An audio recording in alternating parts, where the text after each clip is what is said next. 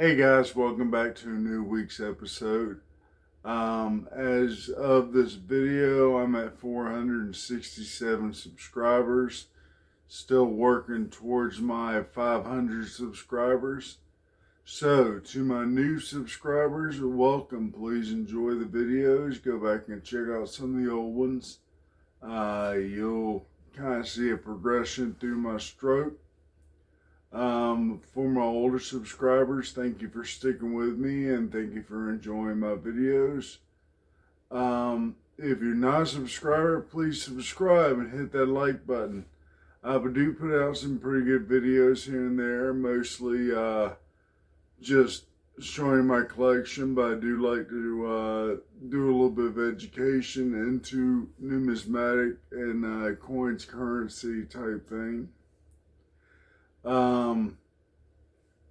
Also, I do have a 500 subscriber giveaway video. When I reach 500, I'll be doing 2 drawings. For each drawing, the winner will get a very beautiful Morgan. I believe I have a really nice toned one as well as a proof-like. The Morgans are in the video. You'll see which the ones the prizes are. So, getting on to this week's video, I'll be going over the history of state currency. This is before the federal started their own currency, the dollar bills and all that. In the past, like with coins before 1792, before the act made the U.S. Mint and made it where all states had to use the same coin and nobody could use foreign coins. During the Civil War, there was a shortage in metals because everybody was hoarding the coinage. Copper and silver, because back then copper was actually worth something and silver was kind of worth something as well. So the banks would have coin shortages, so they started printing their own paper currency, which was like a promissory. That if somebody spent money, they get change back as a paper bill saying that when you bring this paper bill in, if we have coins, we'll give you the coins. Back then, the states had their own beautiful artwork on these bills. We'll go through about 4 different states that I have in my collection. I have New Brunswick, New Jersey. I have Tallahassee, Florida.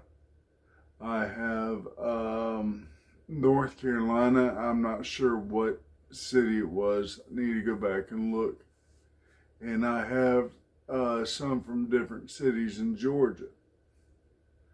So let me change camera angles and we'll get into the bills. Be back in a second. So the state banks, the currency from the different state banks and also companies, other things like that. This was all remainder money from what they called it. In the story of the founding of the national banking system, started in 1863 and ran through about 1865, even though some of the bills were still used afterwards. The National Currency Act was responsible to the mishmash of local banks, local money, and conflicting regulatory standards that prevailed during the Civil War. The banking systems varied from state to state. Some states required a special act of the legislature before prospective bankers could obtain an operating charter. Other states adopted free banking, under which charters were granted to all applications that met established conditions. In such states as Indiana and Tennessee, banks were state operated and owned elsewhere Ownership was vested in public-private partnerships, and in states like Ohio, several of these institutional arrangements were in use at the same time. The biggest problem in state banking before the Civil War was the discouragement and development of an integrated national market and a shared national identity. At each destination, long-distance travelers had to convert their banknotes into local money. Again, all this money, if you were in North Carolina, when you went to Georgia, you actually had to trade this in and get Georgia money. So you could not go to the store and spend North Carolina stuff in Georgia. You actually had to stop in a large town, interchange your money to something else. And this was before the federal currency came out. So such fragmented banking and monetary system increased the likelihood that people would think of themselves as citizens of a state or a region than citizens of the United States. So again, literally in other words, if you were from New Jersey and you traveled to Florida, you would actually have to take $1 of the New Jersey money and trade it in for $1 of Florida money. There was no true national banking system at the time. U.S. bills didn't come along till about the 1870s and really didn't come along till about the 1880s. The ones in the 1870s were really used more for businesses to trade money into the bank, or the bank to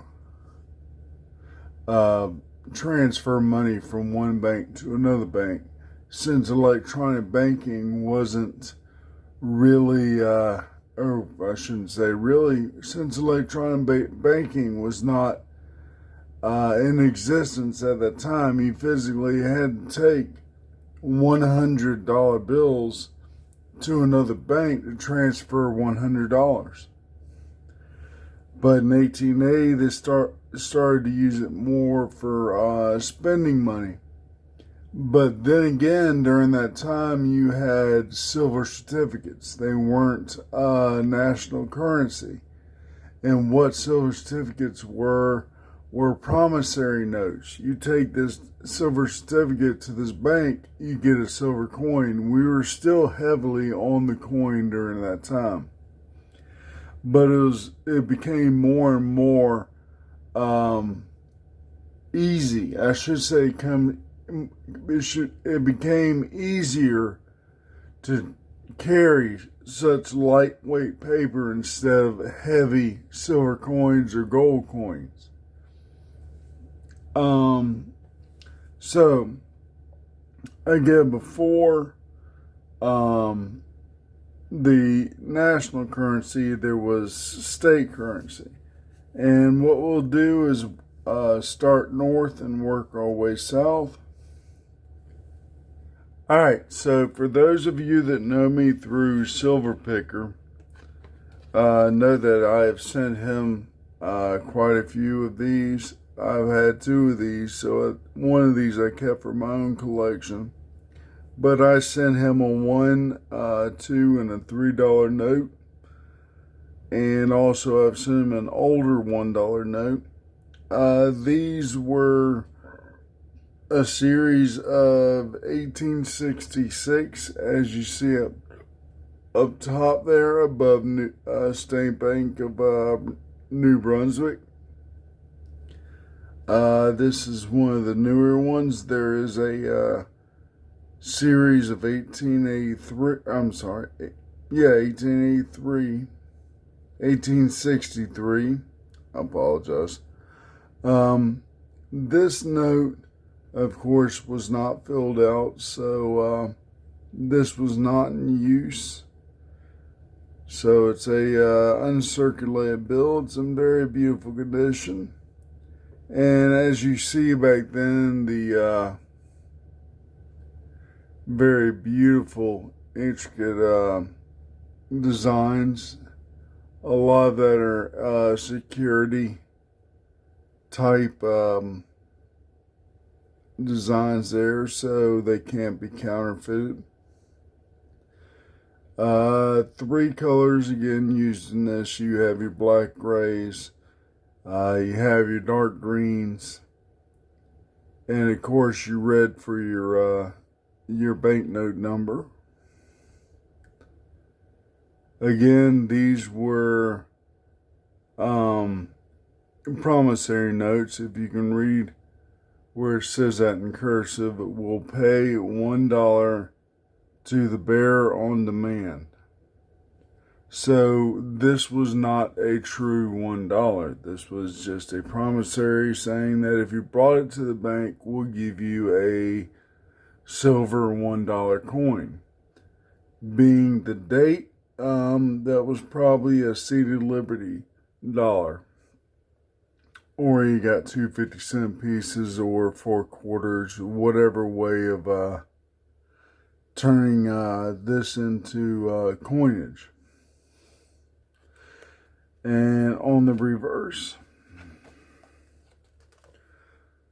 really gorgeous shield. And this is where you actually got the name greenback, because most banks used this type of green. And why did they use this green? Because it was a very hard to get dye. Only the banks really got this colored dye. And you'll see that colored dye on a lot of other bills. And this is the same color that the United States started to use when they started minting their own, pressing or printing their own currency.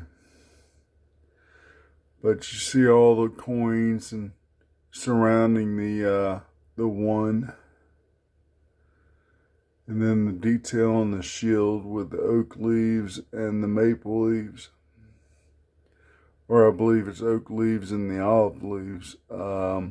Oak meant for military strength. That's on the right side there. And the olive leaves for peace. So literally representative of both war and peace on there.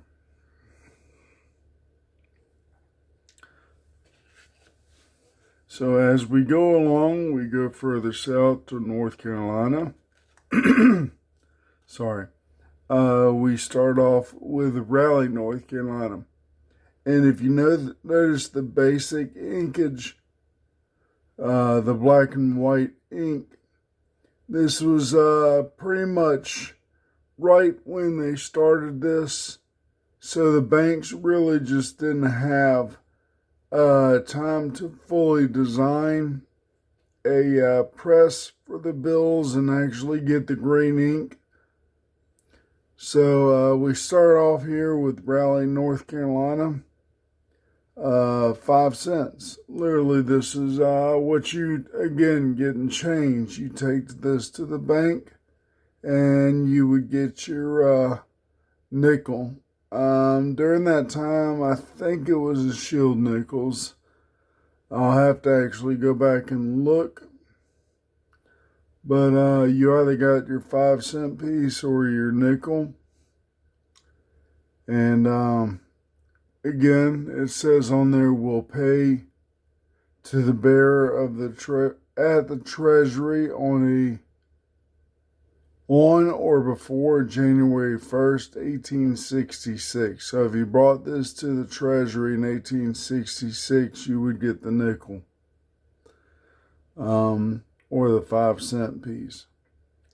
As you notice, each one was handwritten, a banknote number, and hand signed by the public treasury. This one looks like William M. Dewey.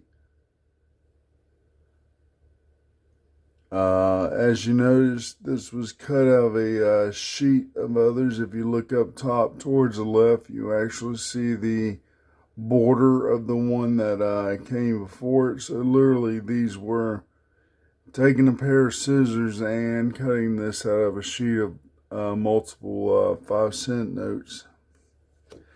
The reverse was still kind of basic. Again, there was really at the time no time to make presses for these. These were actually stamped on a piece of paper.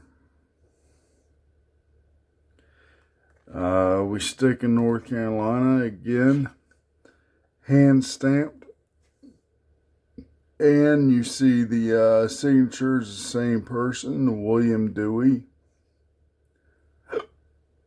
And this is a $2 promissory note. On the side it says received in payment of all public dues. And again, it looks like a Xerox copy. But if you turn a reverse, the signature comes almost all the way through. That tells you it's a real note. A little bit of water damage and storage damage to it. But still a nice thing to have in your collection here. Again, these were hand stamped and hand cut by the bank. I apologize if I go off stream. I'm not staring at the screen. And of course my voice is not one to work this morning. So as you see, this banknote is number 5. I'm not sure if it's the actual 5th note ever given, or if this is a 5th note out of the whole sheet of notes. So we will work south to Georgia. We start off with a 25-cent from the Mechanics Savings and Loan Association out of Savannah, Georgia. This is probably the oldest note. This is like June 13th, 1862. This certificate,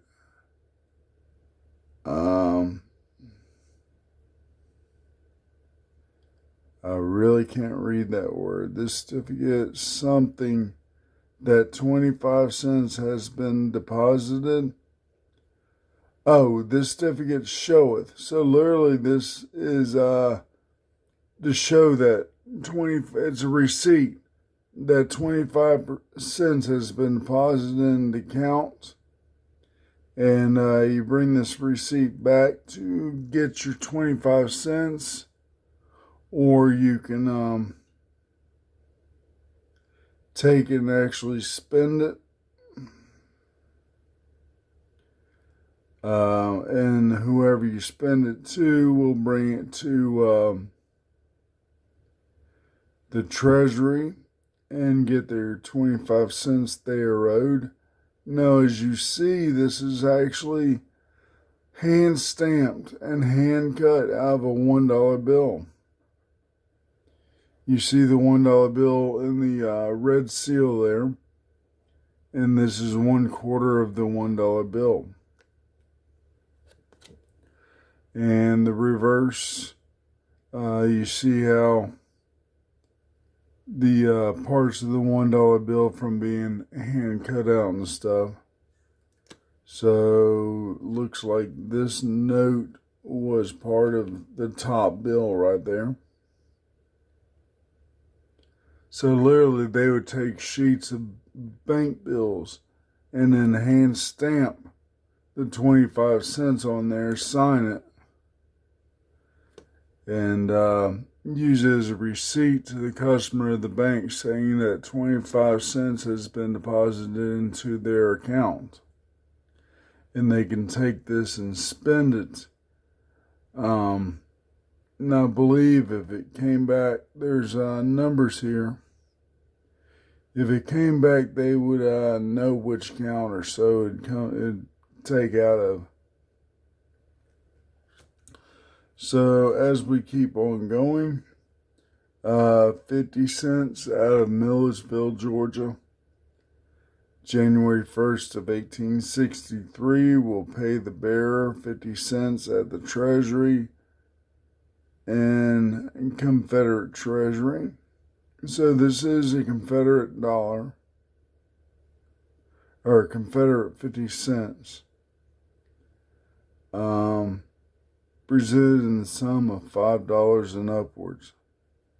So literally you had to bring this to the Treasury with at least $5 of other notes to be able to get your money back. And it looks like definitely hand stamped. It's the black and white basic reverse. There's nothing else left on there. Unfortunately, whoever had this before had tape on it.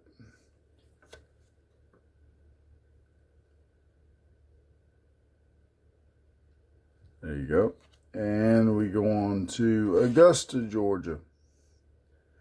A $20 bill from Augusta. I believe that this is still Confederate money. It has not been used because it has not been filled out or signed.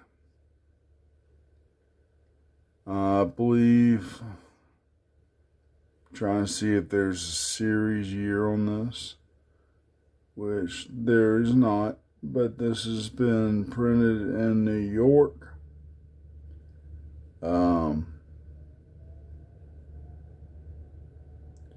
Bill number 3106 out of the whole series.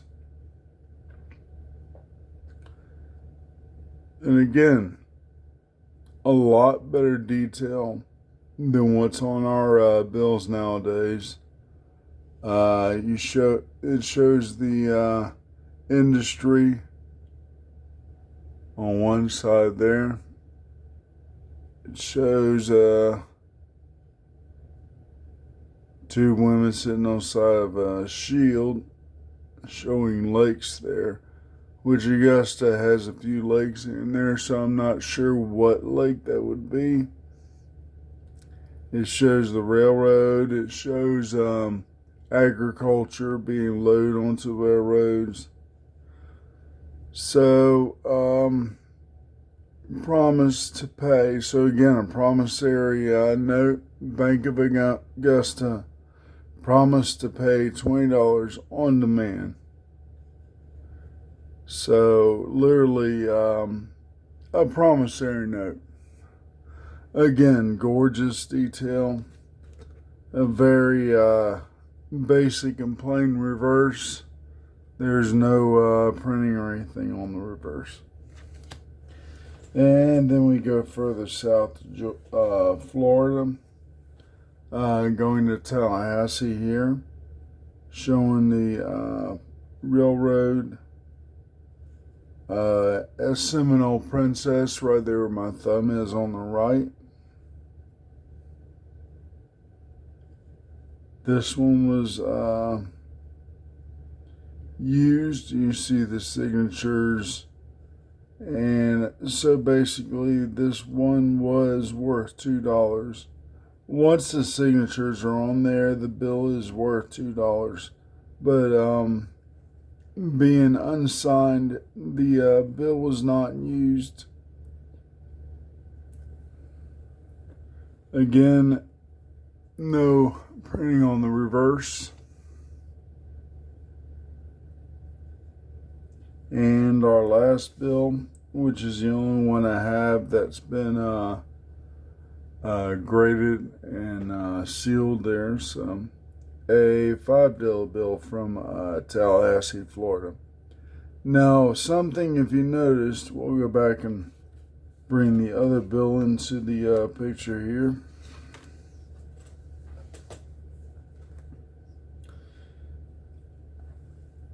They are both March the 1st, 1863, and they both have the same signature there.